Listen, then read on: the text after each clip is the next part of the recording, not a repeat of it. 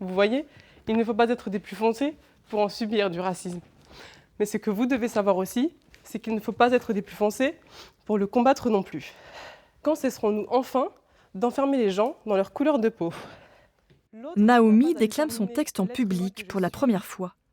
Sorte d'essai sur la couleur de peau, instantané de son adolescence marquée par des insultes racistes de ses camarades qui la poursuivent encore aujourd'hui. J'ai jamais parlé de ça avant, et du coup oui c'est assez difficile parce que c'est des souvenirs que des fois on n'a pas envie de ressasser, d'en reparler, de les ressortir. Donc voilà. Même à ta famille, t'en as pas parlé ? Non. C'est pour ça que aussi je voulais pas en parler au début parce qu'ils vont venir me voir. Donc voilà, ils apprendront quelque chose. Brigitte a été désignée comme marraine pour l'accompagner dans ce défi d'éloquence. Entre elles, la confiance s'est installée et a poussé Naomi à parler de son vécu pour incarner son texte. Moi, je suis admirative qu'elle ait choisi de le tenir, son texte, ce qu'elle avait à dire, ce qui est l'origine de son texte. Dans la salle, les jeunes se succèdent devant la prof de mise en scène. Mathis, 20 ans, a aussi décidé de relever le défi de l'éloquence. Rappelle-toi la phrase du Dalai Lama. Il n'y a personne qui soit né sous une mauvaise étoile. Il n'y a que des gens qui ne savent pas lire le ciel.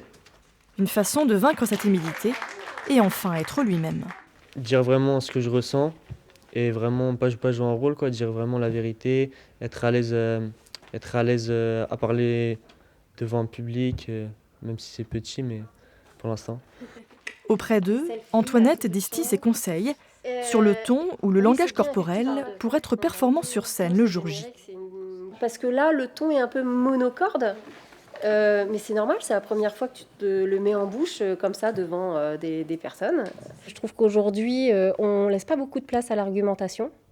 Et je trouve que les jeunes puissent avoir cette opportunité de prendre la parole en argumentant, je trouve ça chouette. Donc, qui gardent cette expérience de l'argumentation sur leur point de vue, sur leur vécu, pour moi, c'est édifiant pour le reste de leur vie. Ouais. Le 22 mai prochain, ces jeunes seront sur la scène du Stéréolux. Une chance inouïe pour eux d'être écoutés par plusieurs centaines de personnes. L'ancien maire de Nantes, Jean-Marc Ayrault, figure parmi le jury.